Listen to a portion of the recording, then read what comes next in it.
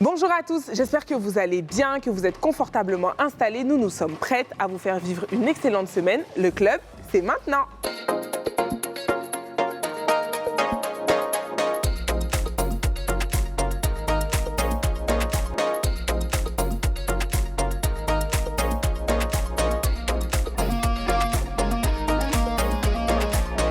Vous êtes également sur le club. Je suis accompagnée de mes CP Jazz, Anto, Neki et Mariam qui est là. J'espère que vous allez bien, les filles. Ça va et toi?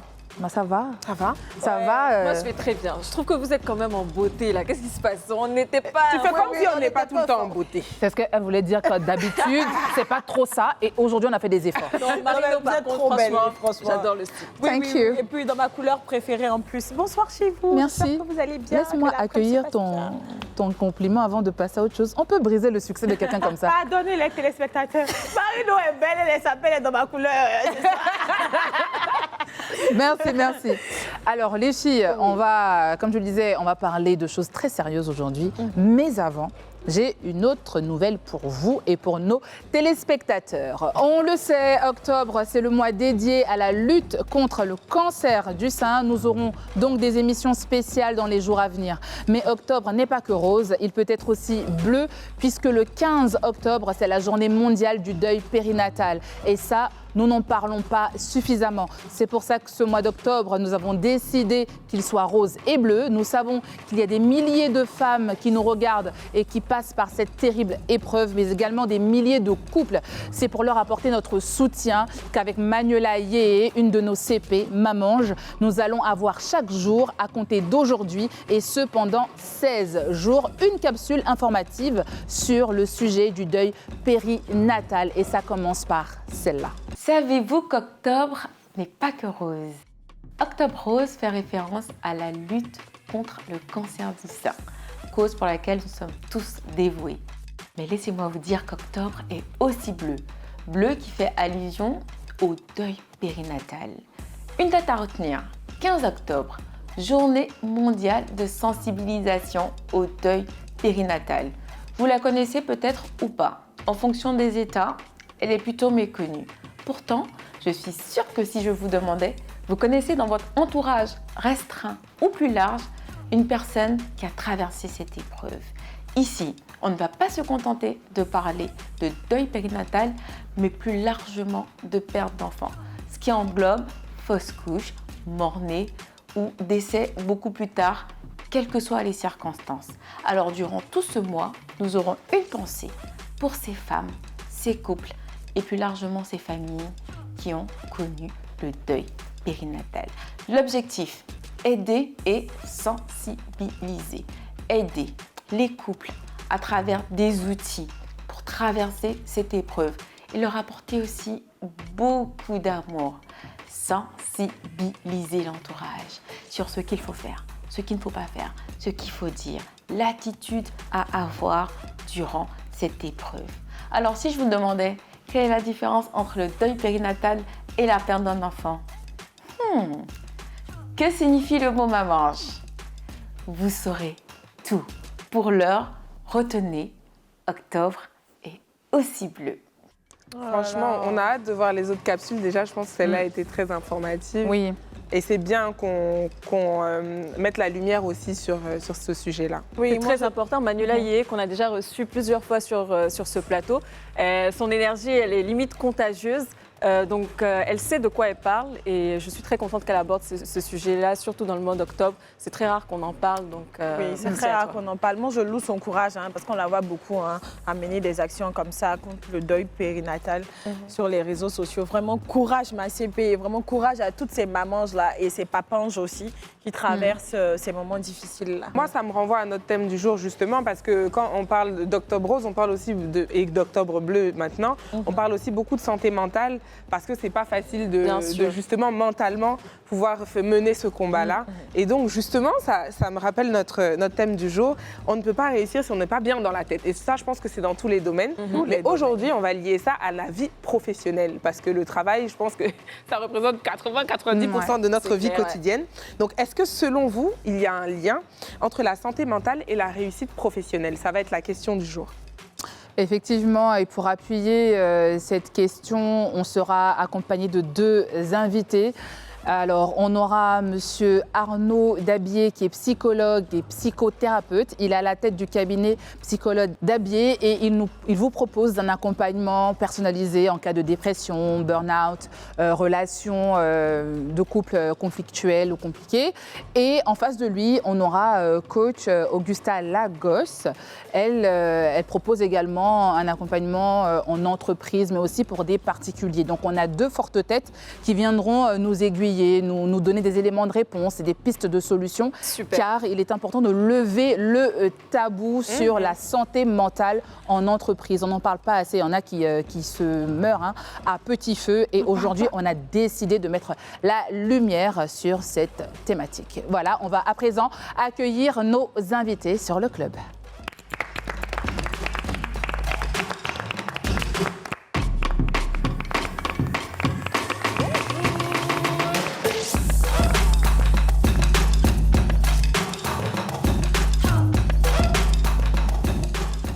Qu'est-ce qui se passe aujourd'hui? On reçoit que de la fraîcheur sur ce plateau. On a des invités de qualité. Effectivement. Bienvenue sur notre plateau. Merci. Merci. Est-ce que vous nous suivez déjà? Ça, c'est une question quand même. Monsieur Dabier, est-ce que vous avez déjà regardé le club? Parce que la porte, elle est par là. Arrêtez de stresser nos invités. Je suis Live TV. Maintenant, de là à regarder le club, bon, je pense que le fait d'y être maintenant va m'inciter à regarder. Nous venons de gagner un téléspectateur en direct. Et vous, Madame Augusta? Je découvre cette belle émission. Et comme lui, je pense qu'à partir de maintenant, je vais regarder le club. Parce que j'ai été bien ça en fait 2. Merci. Mais écoutez, comme je le disais tout à l'heure, on vous reçoit pour parler de santé mentale et de réussite professionnelle. Pour Madame Augusta, c'est la cohésion et performance. Ce sont 2 mots qui, pour vous, vont de pair en milieu professionnel. Tout à fait. D'accord. Et vous, monsieur Dabier, on se tutoie ou on se vous voit, c'est comme vous voulez? On se tutoie, c'est mieux. On se tutoie? Ici, c'est la famille. C'est la famille. Alors, Ça va nous décontracter. ça va, voilà. Arnaud Dabier, tu es psychologue et psychothérapeute. Oui. Tout ce qui est dépression, burn-out, relations de couple, etc. Comme on dit de manière triviale, c'est ton champ. C'est ça. On va dire ça comme ça. c'est On mon va champ, dire ça comme ça. effectivement. Et je pense du coup que chacun peut préciser sa spécialisation un peu. Vous pouvez nous en dire un peu plus. Pour ceux qui vous Edwige, toi, connaissent tu peux commencer à nous expliquer ce que c'est réellement. Parce que je pense pas que tout le monde ait forcément compris ce que tu fais au quotidien. Alors, je suis coach en PNL, programmation neurolinguistique. Je ne sais pas si vous avez déjà entendu Oui, parler j'ai de la déjà PNL, entendu. mais effectivement. Et j'accompagne maintenant les entreprises donc, à créer cette cohésion qui est un levier indispensable à la performance. D'accord. D'accord. Top. D'accord. Et toi? D'accord. Moi, je suis, comme elle a dit, Arnaud Dabier, psychologue social et du travail, psychothérapeute aussi. Donc, j'accompagne les entreprises quand il s'agit de gérer tout ce qui est, on va dire, santé mentale, pour faire simple. Santé mentale, difficultés psychologiques en entreprise. On me fait appel et j'interviens à ce niveau-là. D'accord. Les gens viennent naturellement vers vous. Comment est-ce que ça se passe, le processus? Parce que, bon, comme elle disait, c'est quand même un sujet assez tabou. Comment est-ce qu'on fait quand ça va pas bien dans la tête? Est-ce que vous allez vers eux, ils viennent vers vous? Comment est-ce que ça fonctionne? Si je vais vers eux, ce serait compliqué. Ils me verraient comme un gros commerçant. Ça serait pas intéressant. Donc, je les attends en cabinet. C'est plus simple. C'est plus simple. Tu as parlé de santé mentale, c'est quelque chose qui est vraiment important. Donc, je pense que le fait qu'on soit tous réunis ici, c'est bien parce qu'on est en bonne santé. On va dire on a la santé mentale. On va dire quoi? C'est ce qu'on va dire en fait. Comme on dirait, on a la santé physique, on a la santé mentale. Donc, ce bien-être-là qui permet de pouvoir s'épanouir professionnellement, socialement, de pouvoir agir pour soi et pour les autres, ses amis, ses frères et ses sœurs, de façon équilibrée. C'est ça la santé mentale. D'accord. Ça, la santé mentale. On va rester sur toi, Arnaud. Est-ce qu'il est possible de réussir bien qu'on soit pas très bien psychologiquement? Est-ce que la réussite est forcément liée au bien-être mental? D'accord. Je pourrais te renvoyer une question qui, bon, qu'entre collègues, on se dit souvent, est-ce qu'on pourrait être efficace au travail avec une grosse migraine qui ne passe pas avec des médicaments habituels? Non. Non. Si le physique ne va pas, il y a peu de chances qu'on soit efficace au travail. La même chose, si d'un point de vue mental, on n'est pas dans les meilleures capacités, on n'a pas toutes ces capacités, ce serait difficile d'être efficace au travail en tout cas. J'aimerais même quand même qu'on fasse un peu le tour. René Maria m'avait posé une question au tout début. Est-ce que vous pensez, selon vous, que la santé mentale est un lien fort de la réussite professionnelle? Est-ce que vous le pensez? Mais alors pour moi, c'est deux choses complètement indissociables. Hein. Parce que quand les personnes sont en paix avec elles-mêmes, c'est à ce moment-là qu'elles sont capables d'aller chercher leur potentiel. Elles peuvent gérer correctement leurs émotions, recadrer les pensées négatives et puis accéder à leur potentiel pour mieux travailler. Donc pour moi, c'est complètement indissociable. Après, moi, je suis un peu perplexe, hein, parce que pour nous qui sommes, par exemple, je prends un exemple tout simple, qui sommes à la télé, souvent on passe à l'antenne, mais derrière, on se sent vraiment mal. Moi, j'ai eu à faire des émissions où, avant ça, j'ai pleuré ma vie. Mais quand je suis passée à l'antenne, là, il y avait mon travail qui primait. Mais je n'étais pas bien mentalement. Est-ce que là, il n'y a pas un certain amalgame? Parce que là, je ne suis pas bien, mais j'arrive à être productive. Donc, est-ce qu'il n'y a pas... Comment expliquer ça, au fait? Votre corps arrive à gérer. Votre corps arrive à gérer. Bon, on va se tutoyer. Il faut voir le mal-être, on va dire le mal-être en termes de santé mentale, comme une situation où tu te trouves face à un stress. Ça peut être un stress, ça peut être de l'anxiété, ça peut être une douleur émotionnelle. Bon, ça pourrait être un gourmet aussi, hein, comme on dit. Hein. Des fois, les gourmets empêchent de travailler. Ça peut être gourmet. Très souvent un gourmet. Ça peut être gourmet. Ça peut être gourmet, comme on dit. Et ça, la façon dont chacun d'entre nous gère ce genre de situation-là peut impacter notre travail. Il y a des personnes qui, quand ils sont face à ces détresses émotionnelles-là, arrivent à prendre sur elles et à, je ne veux pas dire à faire la part des choses, mais en tout cas à se contenir pour pouvoir exercer leur métier, être productif. Bon, là encore, même, c'est relatif. Quand il dit être productif, c'est en tout cas être productif, on va dire de façon moyenne, parce que jusqu'à preuve du contraire, pour être vraiment productif, il faut être en harmonie physiquement, dans les bonnes dispositions physiques et mentales. Les deux sont liés. Les deux sont liés. Et moi, je voudrais ajouter à ce que tu dis, il y a aussi, bon, parce que c'est une période quand même définie, on ne travaille pas en manutention, on ne travaille pas longuement sur une tâche. Je pense que c'est ce qui fait que nous, on arrive à rebondir un petit peu, laisser de côté ce qu'il y a à la porte, faire ce qu'on a à faire et puis continuer. Mais surtout, je pense qu'on néglige l'impact sur le long terme. Parce que tu peux réussir à couvrir ton mal-être pendant peut-être 2, 3, 4 ans même s'il faut. Mais arrivé à un moment, je pense que sur le long terme, ça peut avoir quand même un impact sur ta productivité. Et tu te rendras peut-être par compte que c'était le truc d'il y a 4 ans qui a cet impact aujourd'hui sur toi, quoi. Bon, si ça fait 4 ans, c'est que là, vraiment... C'est grave. Tu es un cyborg. Il y a des gens comme moi, par exemple, c'est vraiment une expérience personnelle. J'ai perdu mon frère il y a 15 ans. Et franchement, il y a des jours, je me lève avec ça. En fait, ça fait 15 ans que je vis avec ça. Ça fait 15 ans que ça me fait du mal. Mais ça ne se voit pas du tout. Personne ne le sait, personne ne le ressent. Donc, je sais pas. Il y a eu acceptation pas de la vraiment, situation, peut-être. Mais pas vraiment. Parce que ça revient toujours. Ça revient tout le temps à des moments inattendus. Et c'est vraiment une source parfois de gros stress pour moi. Mais c'est quelque chose que j'arrive à pallier à travers mes rires, ma joie et tout ça. Alors justement, pour rebondir sur son point, on a ces personnes-là qui ne sont pas bien psychologiquement, mais et qui se mettent à fond dans le travail. C'est que pour elles, le travail devient un exutoire. Exactement. Elles font peut-être fi de tout ce qui, vous savez, de tout ce lourd fardeau-là. Et puis, bon, elles mettent tout dans le boulot. C'est des personnes qui veulent rester au boulot jusqu'à minuit parce que soit je ne veux pas rentrer chez moi parce que ce qui m'attend là-bas est trop lourd. Ou alors que si je rentre chez moi, si je vis seule, me retrouver toute seule chez moi ou tout seul chez moi, tout va remonter. Donc, ils deviennent des bourreaux du travail. Est-ce que ça, vous avez justement des cas comme celui que je viens d'évoquer? Si oui, qu'est-ce que vous leur proposez pour les accompagner? Mais alors, à ce moment-là, c'est que la personne, si elle vient vous rencontrer, c'est qu'elle s'est rendue compte déjà qu'elle a ce problème-là. Mais dans le cas que vous expliquez, pour elles, elles ont déjà trouvé la solution et donc elles continuent dans le schéma répétitif qu'elles ont commencé.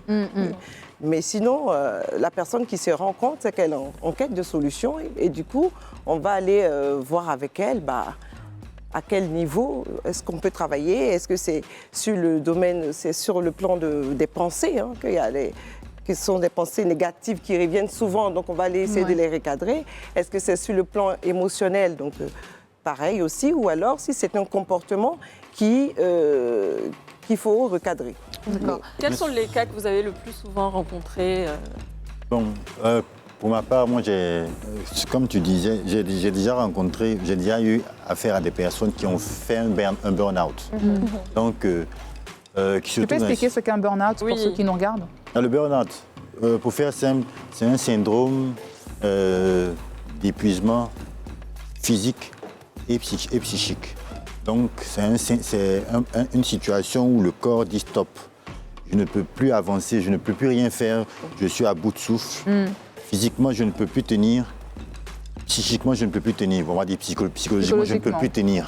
Donc, le corps s'arrête. C'est un peu comme si vous avez une machine, on va dire un véhicule qui roule et qui... À un moment, il s'arrête complètement. Il s'arrête, il n'y a plus d'essence. Et c'est forcément lié à l'activité professionnelle? Pas forcément. Il y a aussi des burn-out parentaux.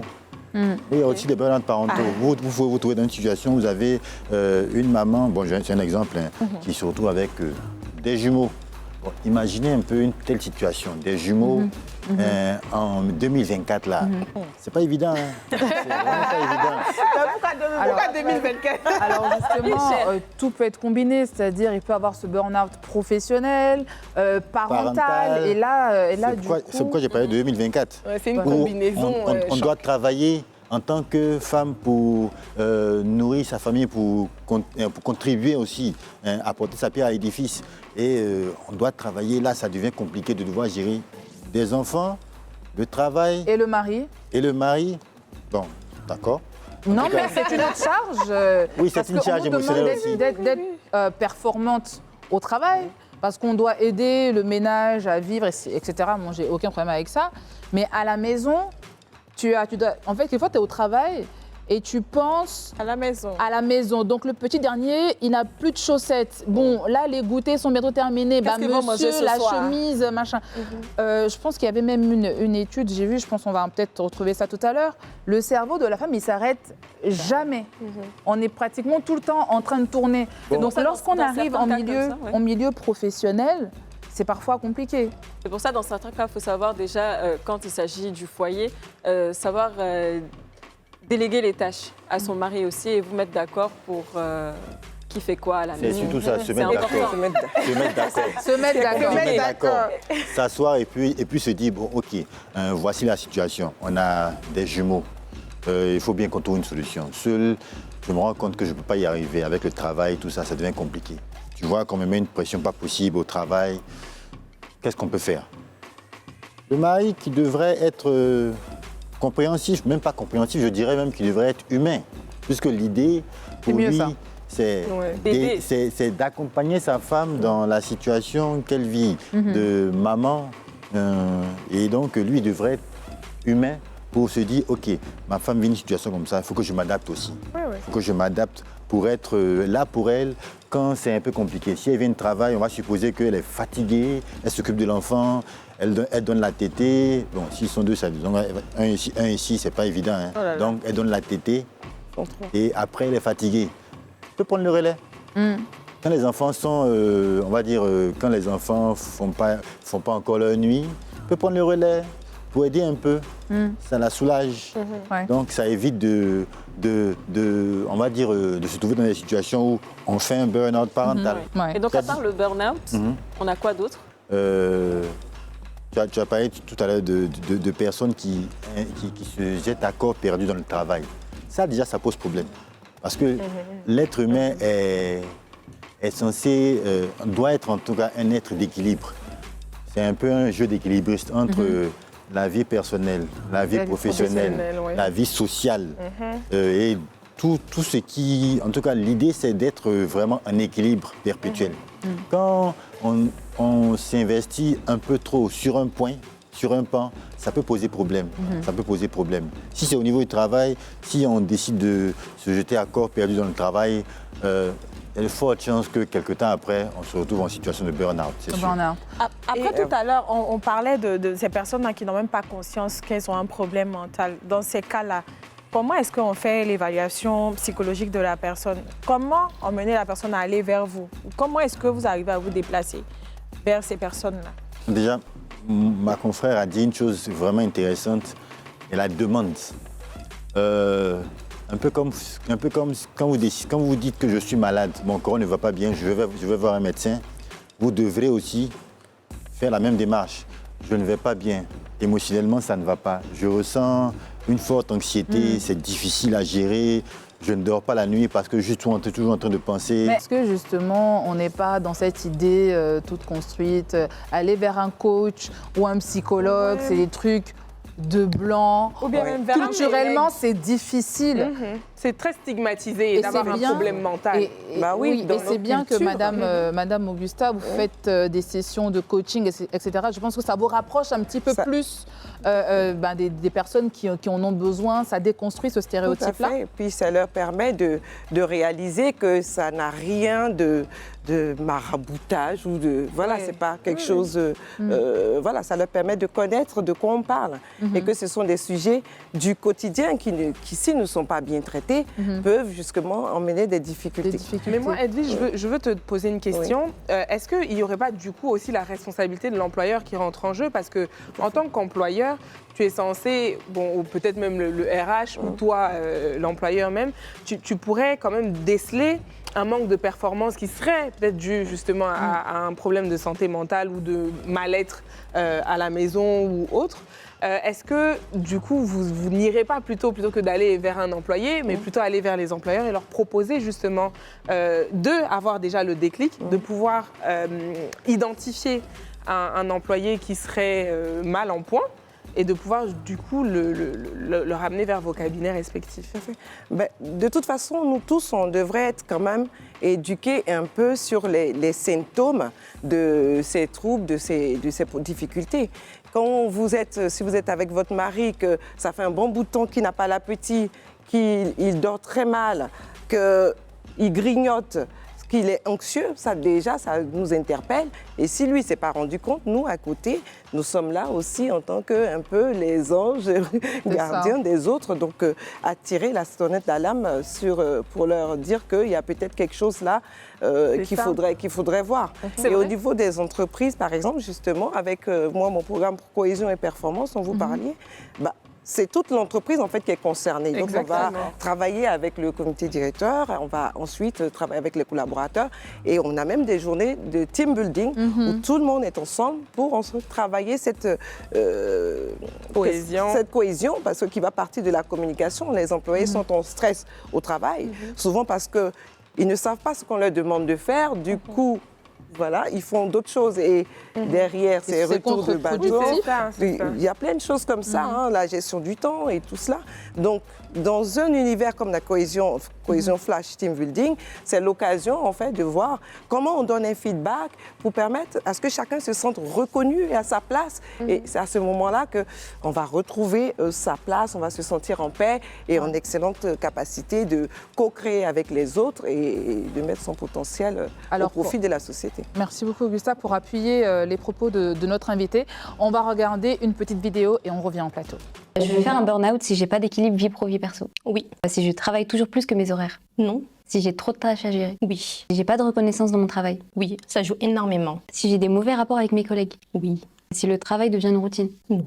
Si je rêve du travail. Si on n'arrive pas à décrocher et qu'on a du mal à avoir un équilibre vie professionnelle, vie privée, ça peut jouer, effectivement. Si j'ai des douleurs musculaires sans raison en fin de journée. Oui. C'est un des signes du burn-out. Si j'ai plus envie de parler avec mes collègues. Bien sûr, si on commence à s'isoler, c'est également un des symptômes du burn-out. Si j'ai une baisse de concentration. Non, pas forcément. Si j'ai du mal à trouver le sommeil. Oui, alors le trouble du sommeil fait également partie d'un des symptômes. Si je fais des crises d'angoisse. Oui, également. Si je suis à fleur de peau constamment? Oui, ça joue énormément. Le fait d'avoir un changement d'humeur, surtout si c'est soudain, les collègues le remarquent très vite. Si je suis stressée à l'idée de retourner au travail le dimanche soir? Ah oui, c'est qu'on n'arrive pas à décrocher, c'est qu'il y a quelque chose qui ne va pas au travail. Si j'ai peur de mon boss? Non, c'est pas un signe du burn-out, non. Alors, on vient de voir cette vidéo qui met en lumière tous les symptômes liés au burn-out et tout ça.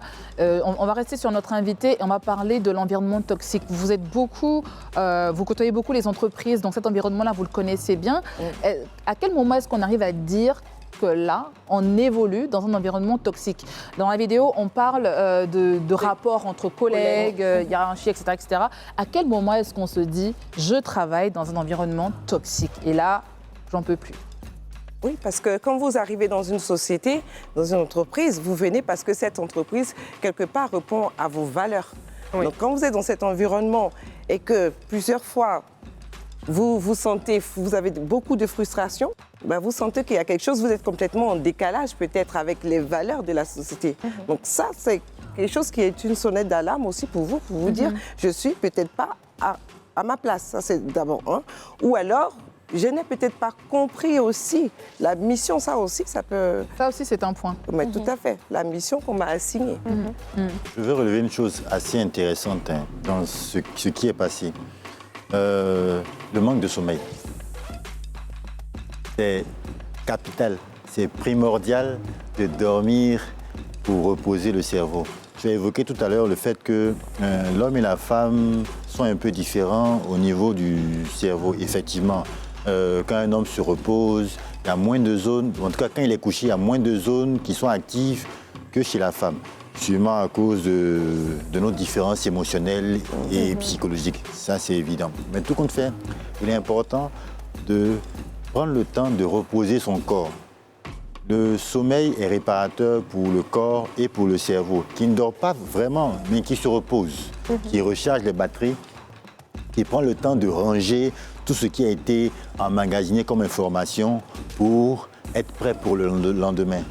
Et donc, si on ne dort pas, si on fait l'impasse sur le sommeil, sur ces moments importants là où le cerveau se repose là, c'est comme si on disait, ok, je suis la proie à tout ce qui est, à toutes sortes de maladies mentales. Une boule de nerfs au travail. On devient une boule de nerfs au travail. On est nerveux, on est hypersensible. Hypersensible, irritable, les gens ont des crises de larmes parce que...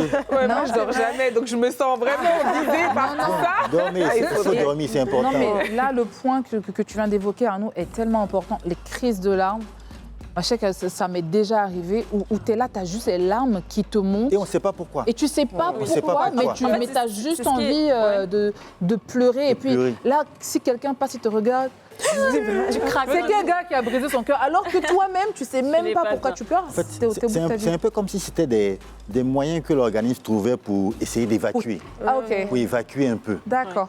Ce n'est pas forcément la meilleure manière de le faire. Mais il essaie d'évacuer en pleurant pour évacuer. C'est pour ça que je pleure tout le temps. En fait, c'est très important parce que tout à l'heure, elle a parlé de culture. Certes, ce n'est pas dans nos cultures africaines d'aller voir un psychologue. En fait, il faut le signifier aussi parce qu'on ne sait pas à quel moment on est mal. Il y a beaucoup de personnes en ce moment qui nous regardent, peut-être même qui sont dans le burn-out, ils ne savent même pas qu'ils sont dans un burn-out. Et ça peut atteindre sur leur santé mentale et puis finir par... On a vu plein de cas comme ça, je ne dirais pas. Mais c'est très grave parce qu'on ne s'en rend même pas compte. Comment on fait aujourd'hui pour savoir qu'on est mal, qu'on ne va pas bien? Parce qu'aujourd'hui, c'est bien, on en parle sur ce plateau, mais très souvent, les familles africaines surtout ne sont pas dans ces trucs en griffe de blanc. Alors, quand vous vous sentez mal, vous le savez quand vous vous sentez mal parce que vous allez vous confier souvent à vos amis, vous ne le gardez pas forcément pour vous, ou alors si vous le gardez pour vous, vous avez des comportements. Il y a des gens qui se mettent sous la couette, une petite couverture, ils ont un petit coin dans leur fauteuil et tout ça. Donc vous savez qu'à ce moment-là, vous n'êtes pas bien. Vous avez besoin d'un soutien émotionnel et d'un accompagnement. Moi, je sais par exemple, aujourd'hui, je ne vais pas bien, donc je suis sous ma couette, je pleure, demain ça va aller. Mais ça peut être beaucoup plus profond que ça et ce qui peut des fois entraîner au suicide. Donc, effectivement. Oui, parce qu'après, je voulais juste dire qu'on a la peur de se confier, que ce soit avec même la famille, On a les peur d'être collègues. et tout. stigmatisé. Voilà, on a la peur d'être stigmatisé. stigmatisé. On ne sait pas. Quand tu vas aller te confier à ton collègue, la personne va dire ah, mais celle-là, elle est toujours problématique. On ne sait pas si la personne même aura les bons mots pour Oui, arriver et à surtout, à on nous recherche de consoler. l'empathie et souvent, on n'en a pas. Mais on va reparler de cette stigmatisation tout de suite après la pub et puis on reviendra. D'accord. D'accord. Donc, on parlait tout à l'heure de stigmatisation, de comment faire pour pouvoir justement déceler le fait qu'on a un mal-être et justement vous inciter à pouvoir en parler. Et donc, Niki est en train de nous expliquer que bon, c'était pas si facile que ça. Pas facile, hein, parce que voici Anto qui est là. Anto, on est habitué maintenant, donc je peux aller dire à Anto, ah vraiment, bah, c'est aujourd'hui là, ça va pas, je suis pas bien. Elle aura de l'empathie envers moi. Faut Mais avoir quand les personnes quand tu ressources. travailles dans un environnement toxique où tu as des collègues, même c'est la guéguerre, est-ce que tu peux arriver à te confier? Moi, Je sais pas. je vous donne un exemple. Il y a quelques années de cela, bon, environ une vingtaine d'années, je crois bien, une entreprise dont je tairai le nom s'est trouvée dans une situation où elle faisait face à une concurrence acharnée autour d'elle. C'était vraiment difficile. Il y avait des restructurations en son sein, au point où la direction a dit, bon, là, il faut qu'on change quelque chose parce qu'on a besoin de faire du chiffre. Parce qu'une entreprise, par définition, elle est censée faire de la performance, créer du chiffre. Donc, ils ont mis en place une politique particulière, mais qui était assez agressive au point où, quelques mois après, on a commencé à voir des résultats, du moins des éléments, des choses négatives se passer au sein de l'entreprise. C'est-à-dire Stress, ça c'était récurrent. Burn-out, on en voyait beaucoup. Mais surtout, suicide. Oh là là. Il y en a eu 35. Dans la même entreprise. c'est énorme. Dans la même 35. entreprise. Mais bon, je Il y en a eu vais 35. me calmer. Il y en a eu 35. Il y a même un travailleur qui s'est jeté par la fenêtre. Oh non. S'est défenestré. Il y en a un autre qui, devant ses collègues, il a pris un couteau et il s'est poignardé. Non, mais c'est là que je parle de la responsabilité de l'employeur. Parce Oui, que je suis c'est une désolée, à un entreprise moment, ivoirienne. avant que ça arrive à 35, Ou c'est à il y en l'étranger, a eu ou, un, ou deux, alors trois, ça, quatre. ça reste secret. Non, c'est à l'étranger. C'est pas ivoirien. C'est à l'étranger. C'est à l'étranger. Et donc, il avait écrit même je me suicide à cause de Oh là ce là. que l'entreprise m'a fait. Bon. En fait, c'est ça le stress là. Parce que même que ce soit. Bon, ça allait au-delà du stress. Hein. Le stress, c'est quelque chose. Souvent, on parle de Ça stress. va de manière graduelle. Souvent, on hein, parle le de stress, stress, hein. burn-out, ensuite suicide. On passe tous par des moments de stress. Le stress, c'est. C'est Vous voyez le naturel, stress ça comme. arrive. Bon, c'est. Le stress, voyons ça comme une situation. On va dire. Quelque chose qui te stimule, Une non réaction. Non, c'est plus une réaction de l'organisme à quelque chose de nouveau, qui est inhabituel pour lui. Et donc, quand ça arrive, on stresse. Un stress brutal, on est face à une situation. Prenez un exemple simple. Hein. Je suis là à Live TV avec de jolies jeunes dames. Bon, il y a un stress. Donc, comment je gère ça? Ça, c'est Comment moi. je Mais ça, parle c'est et un tout. stress. Donc, D'accord. quand je parle, je peux bégayer un peu. Mon ton peut ne pas être le même. Ça peut arriver. Stress brutal, mais qui descend après. Mais après, il y a un stress chronique qui peut exister Exister. et qui peut déboucher sur le burn-out. D'accord. Et quand on dit burn-out, après, quand il n'y a rien qui est fait, suicide. Suicide. Alors justement, ce que tu disais, c'est qu'il y avait une concurrence acharnée autour de cette entreprise Oui. qui a décidé de mettre des mécanismes en place pour être plus performante. Donc cohésion et rigide, performance. Donc il n'y avait pas de rigidité. cohésion du tout. On a Rigidité, besoin de etc. chiffres. Il y a eu même, ils ont licencié quasiment la moitié du personnel. En espérant que Mais les ce sont autres des qui sont là- criminels. Non mais justement, c'est vraiment pour revenir à notre thème où on parle de santé mentale Oui. pour réussir Oui. professionnellement. Oui. L'intention ou l'ambition de cette entreprise, c'était de faire du chiffre, donc de Oui. réussir. Mais elle n'a pas pris en compte la santé mentale De ses employés. je veux dire, Les dans sa employés, stratégie ses employés. Et ça sur le devient marché. contre-performant. Elle n'a pas pris en Tout à compte la santé mentale de ses Effectivement, employés. Effectivement. Est-ce qu'aujourd'hui, on peut dire qu'il est important dans la structure d'une entreprise d'avoir des sessions d'accompagnement avec un coach ou alors avec un psychologue pour s'assurer en tout cas de faire vivre son entreprise sur du long terme et donc d'être plus performante? Mais tout à fait, les grands groupes comme Google, Facebook, ils ont en leur sein des professionnels pour accompagner. Ils font des séances de sophrologie, de PNL, tout ce que vous pouvez entendre aujourd'hui en leur sein. Et ces séances-là consistent en quoi exactement? C'est primordial. Je pense que je reviens sur ça. Hein. Il est important qu'on intègre ici en Côte d'Ivoire, en Afrique en général, mais en Côte d'Ivoire en particulier, que l'humain au cœur de la performance. Si on ne met pas l'humain au cœur de la performance, on n'a pas de performance, on végète, on n'arrive pas à se surpasser. Et beaucoup de chefs d'entreprise n'intègrent pas qu'il est important que leurs employés, ce n'est pas qu'ils soient choyés, mais qu'ils soient mis dans les bonnes conditions pour être performants. Oui, mais il faut intégrer des politiques de bien-être en entreprise. Voilà, raison pour laquelle il est important d'intégrer en son sein des cellules d'écoute. Oui. Où on a un coach, où on a un psychologue, on a en tout cas un spécialiste de la santé mentale qui est prêt à écouter sans juger, sans aller trahir les secrets qui lui seront confiés. Effectivement, il est tenu par la déontologie de ne pas le faire. Mais Arnaud, je veux quand même qu'on parle des réalités aussi, hein, parce qu'on parlait de Google, etc. Mais tout le monde n'est pas Google, tout le monde n'a pas les moyens aussi d'avoir en son sein une personne qui est dédiée à cela. Non, c'est possible. Quand on en vient à ce que ça génère comme chiffre d'affaires, on va rester sur la productivité comme chiffre d'affaires, ce que ça fait gagner. Donc, ils doivent comprendre que c'est un vrai investissement. C'est un vrai levier de réussite pour une entreprise, bien sûr. Effectivement, c'est un investissement rentable. J'investis sur le bien-être de mes employés afin qu'ils soient dans les conditions optimales pour donner le meilleur d'eux-mêmes. C'est magnifique. Mais là, j'ai juste une question en tant qu'employé. Hein, c'est si on n'a pas cette personne ressource-là, moi, j'ai toujours pensé que le RH devait aussi jouer ce rôle. Il pourrait. Il est censé aussi... S'il est outillé pour ça, il pourrait... Est-ce qu'il est assez formé pour ça? Et justement, c'est ça que je veux dire, justement, c'est que malheureusement, si un RH est censé aussi avoir ces notions-là de bien-être, de santé mentale, et qu'on se rend compte qu'en fait, en tout cas dans nos entreprises ici, c'est peu développé. Est-ce que donc il n'y en a pas un manque de formation? Est-ce que c'est pas quelque chose qu'on doit un peu taper du poing sur la table pour que les gens comprennent que bon, un RH, il n'est pas là que pour virer, il n'est pas là que pour recruter. Il est aussi là pour écouter, il est là pour accompagner, il est là pour guider vers justement des personnes ressources comme vous. Il est là pour mettre en place des politiques qui permettraient d'être mieux au travail, de donner des congés quand c'est nécessaire, de se dire que là, je me rends compte que vraiment la personne n'est pas productive et forcément il y a une raison, déceler cette raison. Et s'il se rend compte que bon, lui, il est limité, on appelle un psychologue, on appelle un coach. Alors là, on est vraiment dans le cas des entreprises, mais parlons également des entrepreneurs. Parce que les entrepreneurs également, ils ont leur charge mentale, ils ont leur santé mentale, parce qu'un entrepreneur, il n'attend pas qu'il y ait quelqu'un qui donne l'argent comme un employé pour vivre. Donc les entrepreneurs, je pense que c'est aussi un cas sur lequel il faut se pencher et il faut en parler. Vous avez des entrepreneurs dans vos clients que vous recevez? Si oui, quels sont... je ne vais pas dire, ce n'est pas des maladies, mais quels sont les cas que vous rencontrez justement auxquels ils font face, ces entrepreneurs?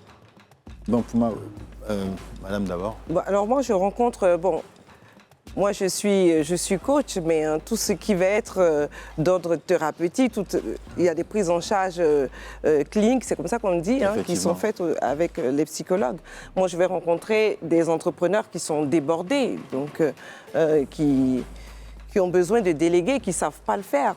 Donc, des entrepreneurs qui manquent d'estime d'eux-mêmes parce qu'ils ont eu des échecs dans leurs entreprises, dans des objectifs qu'ils ont essayé d'atteindre, qu'ils n'ont pas eu. Et du coup, toutes ces pressions en fait, qu'ils vont ressentir tout le long de leur avancée vont venir... baisser leur estime de soi. Donc, je les rencontre dans ce cadre-là, qu'ils n'arrivent plus à se motiver ou ils sont débordés. Et en ce moment-là, on va aller mettre le doigt sur le fait qu'ils ont besoin de repos, ils ont besoin de relâcher la pression. C'est à ce moment-là que moi, je Donc, un entrepreneur, il a le souci financier. Oui. Parce qu'il faut faire rentrer de l'argent. Il faut avoir de l'argent pour investir, il faut produire de l'argent pour payer ces personnes-là qui dépendent de toi. Ensuite, il y a la pression de la gestion humaine, il faut gérer les humains. Ça aussi, c'est pas évident. S'il a pris un crédit, c'est un autre stress. Si lui-même, il s'est dit, là, je me lance dans le business de tasse, et puis il voit que le marché est tellement concurrentiel que c'est compliqué. Je veux dire, je pense qu'aussi que les entrepreneurs, ils sont beaucoup plus exposés, par exemple, au burn-out, aux dépressions, etc.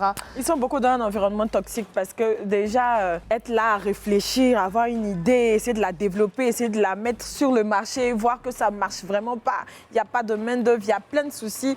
Déjà, ça te crée toi-même un stress émotionnel, ça te crée une fatigue mentale et tu ne sais vraiment pas à qui te tourner. C'est surtout ça, les entrepreneurs débutants. Il y en a tellement, on n'en parle pas assez. Donc, comme Niki l'a dit, tu veux développer un business, tu vois que ça ne marche pas. Pour eux, l'échec, c'est la fin du monde. Alors que pas du tout. Quand on tombe, très souvent, on se relève. Donc, il faut savoir se relever. Anto parle d'entrepreneurs débutants. Est-ce que ce n'est pas lieu de dire, finalement, pour entreprendre, il faut être préparé? Bon, déjà, je pense que le coach est là pour coacher ces personnes-là. Mais il est primordial de se connaître, de bien se connaître. C'est primordial. Bien se connaître, c'est déjà savoir que des situations pourraient me mettre sous pression. Et donc, c'est des choses qu'il faut gérer. Bien se connaître, c'est se connaître émotionnellement, c'est travailler sur soi pour être une personne qui peut faire face aux difficultés du milieu entrepreneurial dans lequel on va se trouver. Le coach a parlé d'estime de soi. C'est important. Pourquoi? Parce que pour entreprendre, il faut vraiment avoir une estime de soi au beau fixe. Parce que c'est pas facile d'entreprendre. Pouvoir être un leader. Il faut être un leader et puis en même temps, on a plusieurs casquettes. La casquette de celui qui va chercher les marchés, de celui qui va encaisser quelquefois. En fait, tu as tous les postes de l'entreprise. Oui, et donc pour ça, il faut vraiment avoir du coffre psychologiquement. Émotionnellement, il faut être préparé. Et donc, raison pour laquelle il est important d'avoir, je pense qu'il faut quand même avoir les personnes autour de soi. Les bons entrepreneurs ont quelquefois, en tout cas ceux qui réussissent assez bien, ont une famille, une femme qui est à côté pour épauler, ou un homme qui est à côté pour épauler. Ça contribue à nous donner de l'assurance, à nous permettre de rebondir quand ça ne va pas trop bien. Alors Arnaud, garde bien ce point, parce que je pense qu'il est extrêmement intéressant. Il y en a pas mal qui se reconnaissent dans ce que le psychologue vient de dire. On va vous laisser quelques instants le temps de la pub et on se rejoint tout à l'heure. On est de retour sur le plateau du club. On parle de santé mentale et de réussite professionnelle. Et je pense que tu avais un petit point que tu étais en train d'échanger avec notre psychologue. Effectivement, j'avais un point sur lequel on était en train de débattre. Alors, on parlait de ces entrepreneurs-là qui rencontraient pas mal de difficultés dans la mise en place de leurs entreprises. Pour ceux qui ne sont pas accompagnés et soutenus par leur conjoint, pour ceux qui sont en couple, pour ceux qui ne prennent pas plus connaissance du terrain avant de se lancer. Et tu disais que c'est extrêmement important justement d'être accompagné, d'être outillé avant de se lancer dans cette aventure qui est l'entrepreneuriat. D'accord, effectivement, d'être accompagné déjà, accompagné. C'est vrai qu'avant même l'accompagnement, il est important de bien se connaître pour savoir vers quoi on est destiné en termes d'entrepreneuriat. Il y a des personnes qui se lancent, qui font une chose, ils abandonnent, une autre chose, ils abandonnent, ici, et puis finalement, ils en ont fait 10. Est-ce que là, on ne dirait pas que c'est quelqu'un qui est multicasquette, non? On va dire qu'il est résilient, parce qu'on demande à un entrepreneur d'être résilient. À quel moment est-ce qu'il y a la différence entre une personne qui est polyvalente, qui est multicasquette, et cette autre personne qui, parce qu'elle est en phase de burn-out, essaie une chose, elle n'arrive pas à son terme, elle arrête, elle recommence une autre? Mais c'est ça en fait le problème, le fait de commencer, de ne pas finir et de passer à autre chose. Commencer, ne pas finir, passer à autre chose. Ça montre là, on est face à de l'indécision en fait. Et donc il est important, de l'instabilité, il est important de se connaître, de savoir ce pourquoi ce vers quoi on penche en fait. On penche, ok. Coach? Oui, tout à fait, pour vous continuer sur la même voie. Important de se connaître, de définir une vision claire au préalable. Ça, c'est important. Parce que quand on dit une vision, c'est dans 5 ans, dans 3 ans, où est-ce que je me vois? Se projeter. Se projeter. Et l'être humain est très mauvais à se projeter. Donc, c'est un exercice qu'il va falloir faire de manière très consciente. Et autrement aussi, se connaître aussi, c'est apprendre que l'échec fait partie du jeu aussi. Et ça, on n'est pas du tout éduqué aussi là-dessus parce que les parents ont toujours attendu beaucoup de nous, ce n'est jamais assez, on n'est jamais assez bon. Donc, toutes ces peurs-là peuvent aussi emmener dans des états de stress On très parle de élevés. croyances limitantes, là. On parle de croyances, pas de Oui. croyances limitantes. Le perfectionnisme aussi, qui peut aussi transformer pour aller dans des états de stress chronique, pour aller jusqu'au burn-out et tout ça. Effectivement. Ça, j'ai vécu ça aussi. Vous trouvez Je des suis tellement situations- perfectionniste Ouais. que quand j'ai lancé mon premier business, que je voyais qu'il y avait des choses qui n'allaient pas, franchement, moi, ça me rendait malade. Quand je voyais qu'il y avait des imprévus, il y avait des choses qui arrivaient de part et d'autre. Tu ne maîtrisais pas. Voilà, que je ne maîtrisais pas. Il y avait des choses que je n'arrivais pas à gérer, franchement. Là, je pétais un câble. Donc ça, je comprends. Mais dans ce cas-là, pour des personnes qui se sont retrouvées dans mon cas, comment on arrive à surpasser ça et à vraiment aller de l'avant, asseoir bien son activité en tant qu'entrepreneur? Je pense que c'est ce que le coach a dit est primordial. Au-delà de se connaître, il faut avoir une vision. Une vision, ça va au-delà du rêve. On a un rêve. Maintenant, quand le rêve devient une vision, ça veut dire qu'on a une stratégie qu'on déploie sur 1 mois, 6 mois, 1 an, 2 ans, 5 ans, qui nous permet de pouvoir avoir nous fixer des objectifs à court terme. Ça, on a des balises, quoi. Voilà. Et ça motive l'organisme, ça motive l'être humain à se dire, OK, j'y suis arrivé à cette étape-là, OK, d'accord, je peux y arriver plus tard, je peux aller plus loin.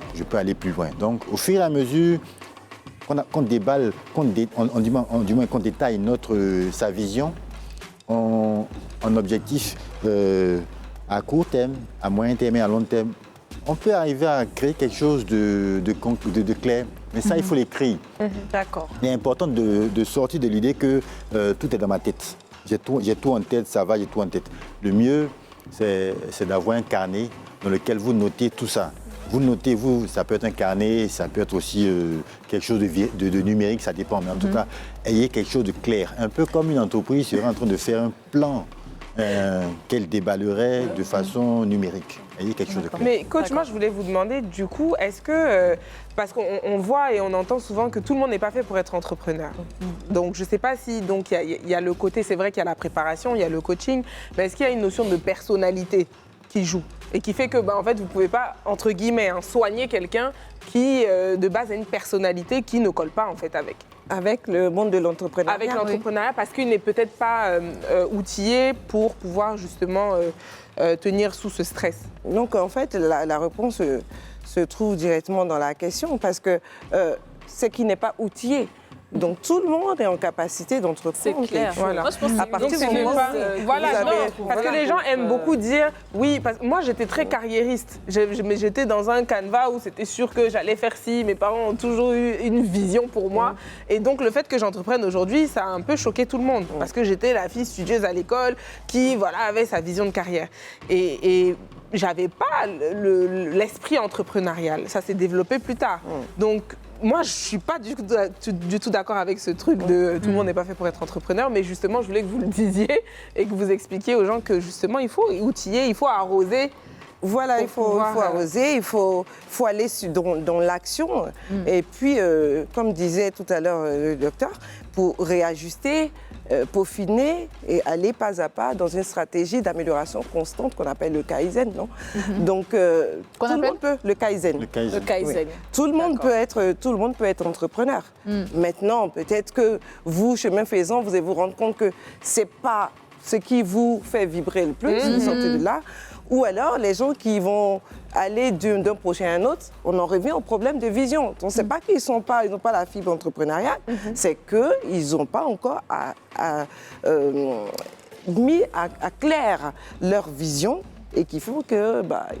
Oui, est-ce que là, on dirait pas... Il y en a qui sont des exécutants, qui sont très bons exécutants. Aussi. Et il y en a qui sont bons leaders. Donc justement, j'ai envie de dire, peut-être que oui, de base, il y en a qui sont plus enclins à réussir dans C'est l'entrepreneuriat. psychologique. Ok. Oui, je crois que c'est psychologique. Et puis Ok. en plus, tu peux entreprendre sans pourtant être toi le leader de l'entreprise, c'est-à-dire être la figure qu'on voit, tu vois. T'es pas forcément... Tu peux quand même entreprendre, mettre en place un projet et le réussir, mais te rendre compte que ta personnalité fait que c'est pas toi qui peux être devant, tu vois. Tu peux Moi, je pense déléguer qu'à partir du moment où tu sais ce que tu veux et que tu as une vision claire, comme ce qu'elle a dit tout à l'heure, je pense que tu peux le faire. Parce que aujourd'hui, l'information est à la portée de tous. Hein.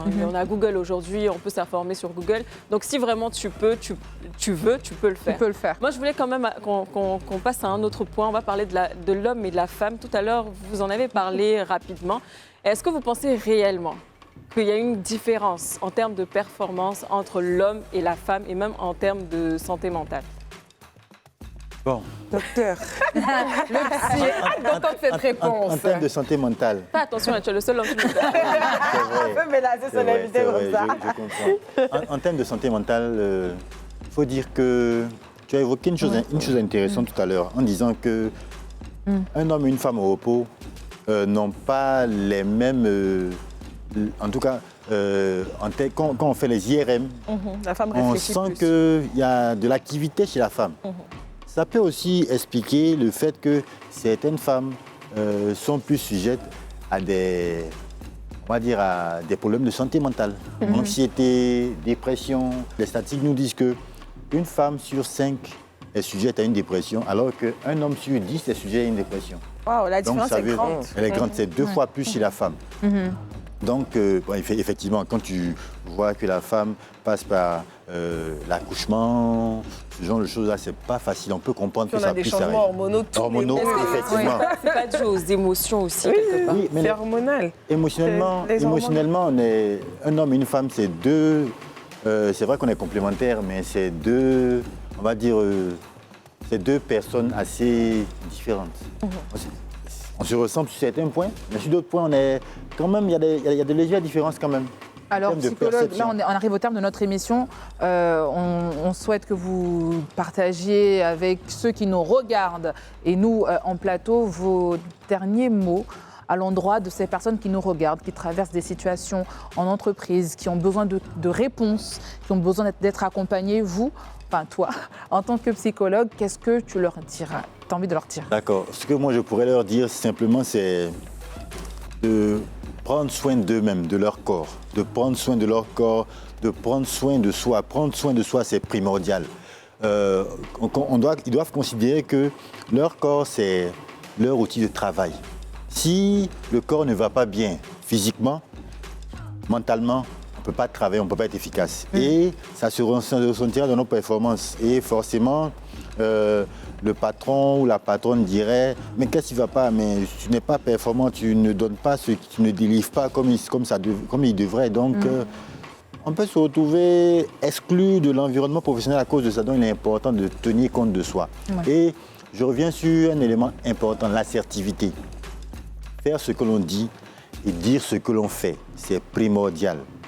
Il est important de faire ce que l'on dit et de dire ce que l'on fait. De sorte que les gens qui sont en face de vous, qui interagissent avec vous, ont une vision, vous lisent clairement vous, ce que vous voulez. pour qu'ils puissent dire « Ah, cette personne ne peut pas faire ça ». Et en dernier mot, dormez. Dormez. Ayez du temps pour Ayez vous, du temps pour vous, dormir, pour reposer dormir. votre organisme, c'est primordial. Merci beaucoup. S'il n'y a pas de sommeil, c'est pas bon du tout. Merci Aller chercher beaucoup, son Armelle. C'est important. Coach, un dernier mot?